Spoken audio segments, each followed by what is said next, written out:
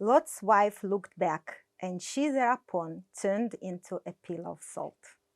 I always pitied this nameless, disobedient woman who paid with her life for one single glance. There were numerous attempts to explain why the price was so heavy. Some tried to say that she actually was responsible for not receiving the guests in Sodom and for what happened to them. And since it was connected with salt, that's why she turned to be a pillar of salt. In Bereshit Rabbah, Rabbi Isaac said, "For she sinned with salt. That night, when the angels came to Lot, what was she doing? Going to all her neighbors and saying to them, 'Give me salt, because we have guests.' And her intention was that the men of the city would come to know of them. Therefore, she became a pillar of salt." But not everyone was so cruel to this nameless woman. Were those who even gave her a name and used a name for her. Actually, in the commentaries of Tur and in the commentaries of Rabbi Bechaye ben Asher, the Spanish commentator of the 40th century, they say that actually she was very worried and concerned about the fate of her married daughters. And thus she ignored the instructions and as a result was turned into a pillar of salt. But actually the person who in my opinion, did the best midrash on this story was a Russian poet, Anna Akhmatova. She was born in Kiev and had Ukrainian roots.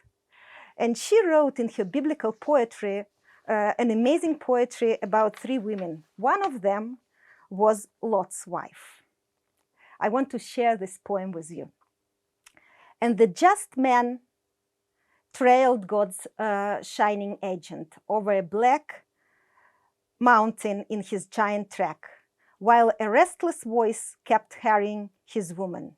'It's not too late, you can still look back at the red flower towers of your native Sodom, the square where once you sang, the spinning shed at the empty windows set in the tall house where sons and daughters blessed your marriage bed.' A single glance, a sudden dart of pain, stitching her eyes before she made a sound. Her body flaked into transparent salt, and her swift legs rooted to the ground. Who will grieve for this woman? Does she not seem too insignificant to our concern? Yet in my heart, I never will deny her, who suffered death because she chose to turn." So actually, she turned because she missed her homeland, the place where she grew up. And that's what now we call nostalgia. Actually, this word was coined in the 17th century as a medical condition by doctors. So for me, she was sick for her home, and that's why what happened to her sounds a little bit unfair, or at least we can give our compassion to her.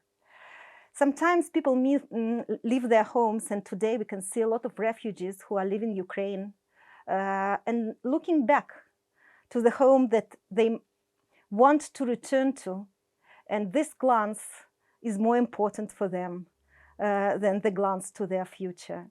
And sometimes that's the decision they have to make. So let's remember Lot's wife, whether she has her name or not.